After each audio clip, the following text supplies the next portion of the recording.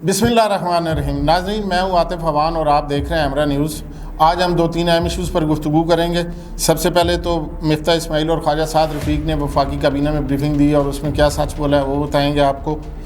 फिर वज़ीर-ए-आज़म शहबाज शरीफ जो है वो सख्त फ़ैसले लेने के लिए तैयार हो गए हैं और उन्होंने क्या ऐलान किया है, वो क्या करना चाह रहे हैं, इस हवाले से गुफ्तगू करेंगे। और उसके बाद इमरान खान जो हैं वो नैब कवानीन के बारे में एक अहम ऐलान किया, उन्होंने वो ऐलान किया है, इस पर हम गुफ्तगू करेंगे। लेकिन एक गुफ्तगू से पहले मैं आपको एक वाक़या सुनाना चाह रहा हूँ जो सोशल मीडिया पर FIR आजकल गर्दिश कर रही है। उसमें रेनाला खुद की एक लड़की और लड़के ने जो है वो पसंद की शादी ना होने पर नहर में कूद कर ख़ुदकुशी का फ़ैसला किया। दोनों गए और उन्होंने छलांग लगा दी नहर में। लड़का जो है वो कुछ देर बाद 4 गोते खाने के बाद उसका इश्क का भूत उतरा तो वो तैर के जो है वो दूसरे किनारे से चला गया और रेस्क्यू एहलकारों ने जो है वो बचाया उस लड़की को। लड़की ने बयान दिया कि जी हम दोनों ने मरने का जो है वो ऐद किया था कि इकट्ठे जिएंगे इकट्ठे मरेंगे, लेकिन अब जो है वो लड़का वो तैर के जो है वो दूसरी तरफ से निकल गया। इस FIR को जो है इस वाक़े को आप मौजूदा सूरत हाल से कंपेयर मत कीजिएगा और ना ही इसको नून लीग और पीपल्स पार्टी से जो है वो जोड़िएगा कि क्या हुआ है। अब आते हैं कि वफाकी काबीना में जो है वो आज इजलास हुआ है उसका, और उसमें मिफ्ता इस्माइल जो वज़ीर ख़ज़ाना है उन्होंने ब्रीफिंग दी है और उन्होंने कहा है कि पेट्रोलियम मसनूआत जो हैं उनकी कीमतों में इजाफे का IMF से कोई ताल्लुक़ नहीं है। इजाफा आलमी सतह पर महंगाई की वजह से हुआ है। पिछले कुछ दिनों से जब से बल्कि ये गवर्नमेंट आई है तो ये एक राग अलाप रहे थे इनके वज़रा और इनके कारकुन जो है सोशल मीडिया पे, वज़रा इलेक्ट्रॉनिक मीडिया पे, प्रिंट मीडिया पे कि जी IMF से इमरान खान ने मुआहदा किया था, साबिक़ हुकूमत ने मुआहदा किया था, इसलिए हमारी मजबूरी थी कि पेट्रोलियम मसनूआत की कीमतों में इजाफ़ा करें। अब वो बयानिया ठुस हो गया, यानी आज मिफ्ता इस्माइल साहब इस चीज़ को मान गए हैं कि जी IMF से मुआहदा वाली कोई बात नहीं है, IMF का इसमें कोई रोल नहीं है, महंगाई आलमी सतह पर हुई है जिसकी वजह से पेट्रोलियम मसनूआत की कीमतों में जो है वो इजाफ़ा हुआ है। और उसके बाद ख्वाजा साद रफ़ीक ने बयान दिया है, उन्होंने कहा कि जी हम कुछ अरसे के लिए आए हैं, हमें सियासी बुनियादों पर लोगों को खुश करने की ज़रूरत नहीं है। ये मौजूदा हुकूमत के एक अहम वज़ीर हैं और अहम पार्टी के अहम रहनुमा हैं जो उन्होंने बयान दिया है।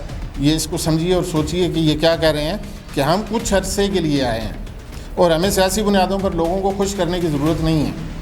जनाब साद रफ़ीक साहब, एक अहम सियासी जमात से आपका ताल्लुक़ और एक अहम वज़ारत है आपके पास, आपको इस किस्म के बयानात नहीं देने चाहिए। आप आवाम के लिए आए हैं और आवाम के लिए और आवाम को खुश करना जो है वो आपकी ज़िम्मेदारी है।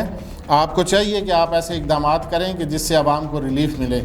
ये ना हो कि सिर्फ़ आप अपने मुकदमात के लिए, रिलीफ़ के लिए उनको कानून साज़ी करें और कानून साज़ी के ज़रिए फिर आप अपने आप का बचाव का इंतज़ाम करें और फिर अल्लाह हाफ़िज़। ऐसा नहीं होगा और ऐसा आपको करना भी नहीं चाहिए। अब जाते हैं कि वज़ीर-ए-आज़म शहबाज शरीफ जो हैं वो क्या कह रहे हैं। वज़ीर-ए-आज़म शहबाज शरीफ ने भी इसी काबीना इजलास में गुफ्तगू किया और उन्होंने बताया है कि मौजूदा जो मुआशी सूरत हाल है वो हुकूमत की नाक़स कारकर्दगी की वजह से है।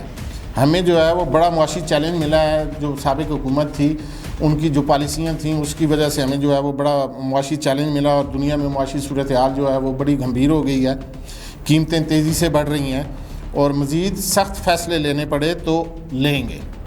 यानी वो कह रहे हैं कि अगर अभी उनकी इस बात पे तसल्ली नहीं हुई कि 84 रुपये उन्होंने पेट्रोल की कीमत बढ़ा दी है और 119 रुपये के करीब डीज़ल की कीमत बढ़ा दी है, मज़ीद सख्त फ़ैसले उन्हें लेने पड़े तो वो लेंगे। बिजली की कीमत भी बढ़ानी पड़ी मज़ीद तो वो भी बढ़ाएंगे और गैस की कीमत भी बढ़ानी पड़ी तो वो भी बढ़ाएंगे। यानी आवाम इस बात के लिए तैयार रहें कि उनकी अभी खाल जो है वो मज़ीद उधरनी है। वज़रा और ब्यूरोक्रेसी जो है वो मज़े करेंगे, वो मज़े करते रहेंगे, वो हमेशा से मज़े करते आए हैं।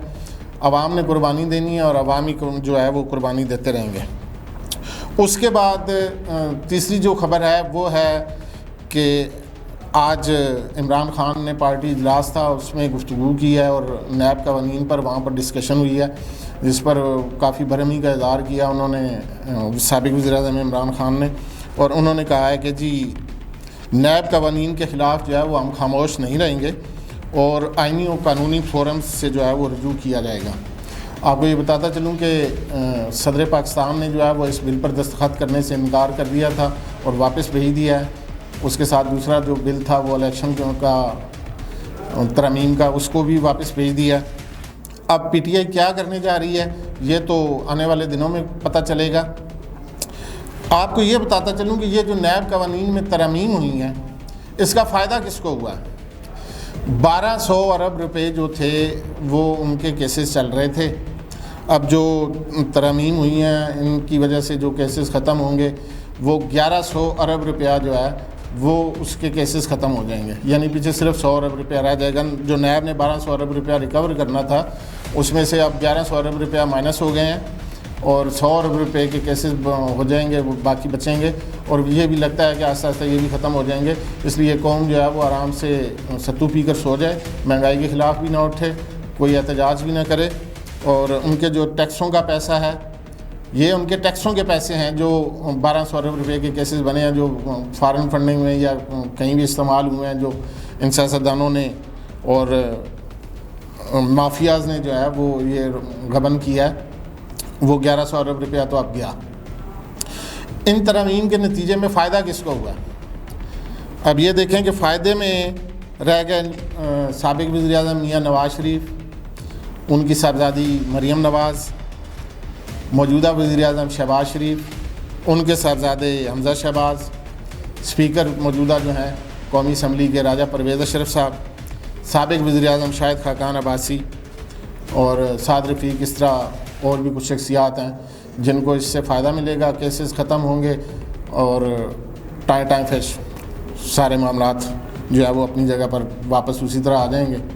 پھر اسی طرح نعرے لگتے رہیں گے، بریانیاں بڑھتی رہیں گی، قیمے والے نان جو ہیں وہ چلتے رہیں گے، اور عوام پھر جو ہے وہ ضمنی الیکشن میں انہی میں سے لوگوں کو منتخب کر کے اور پھر اسمبلیوں میں بھیج دیں گے کہ جائیں سودے بازی کریں، کھائیں پئیں، لوٹ مار کریں اور عیاشی کریں۔ اس حوالے سے کل ایک بڑا مذکرہ خیز بیان دیا تھا وفاقی وزیر ہیں احسن اقبال صاحب، بڑے میچور سیاستدان ہیں اور بڑا میچورٹی والا ہی بیان دیا انہوں نے کہ جی ایسے ممالک بھی ہیں کہ جن میں کرپشن ہوئی ہے اور انہوں نے ترقی کی ہے۔ تو یہ کس بنیاد پر انہوں نے کہا ہے کہ کرپشن ہوئی ہے اور ترقی کی ہے یہ تو وہی جانتے ہیں، لیکن کرپشن جن ممالک میں ہوتی ہے ان میں ترقی نہیں ہوتی، ان میں تو تباہی ہوتی ہے۔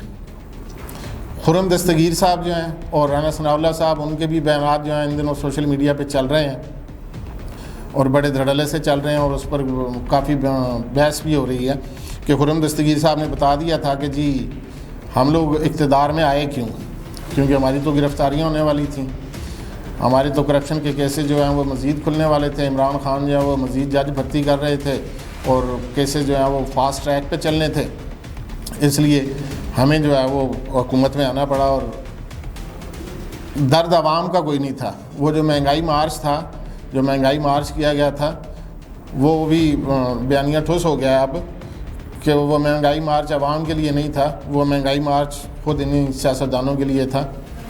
اس کے بعد رانا ثناء اللہ صاحب نے بھی کہا ہے کہ جی 1 نومبر میں جو اہم تقرری ہونے والی ہے وہ اس کو روکنا تھا ہم نے۔ یعنی آپ دیکھیں کہ ان سیاستدانوں کا اخلاقی معیار کہ یہ کیسے اپنے مفادات کا تحفظ کر رہے ہیں اور کیسے یہ چیزیں سامنے لا رہے ہیں کہ یہ اپنے صرف مفادات کے لیے آئے ہیں، یہ عوام کا ان کو کوئی فکر نہیں ہے، عوام کو کوئی ضرورت نہیں ہے کہ یہ عوام کے لیے سوچیں یا عوام کو ریلیف دیں۔ تو اللہ ہی حافظ ہے اس ملک کا۔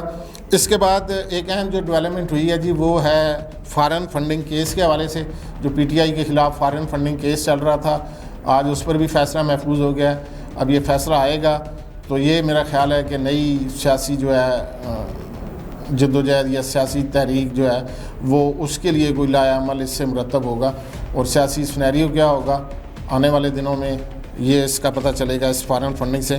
چیف الیکشن کمشنر نے وہ کہا ہے کہ جی جلد جو ہے وہ دیگر جماعتوں کے کیس بھی ہم فائنل کریں گے۔ اللہ کرے کہ جس طریقے سے پی ٹی آئی کے کیسز کو دیکھا گیا دیگر جماعتوں کے کیسز کو اسی طرح دیکھا جائے اور جلد فیصلہ ہو تاکہ بلا امتیاز کارروائی ہو سکے۔ اجازت چاہتے ہیں آپ سے، پھر انشاءاللہ اگلے ویلاگ میں ملاقات کریں گے۔ اللہ نگہبان۔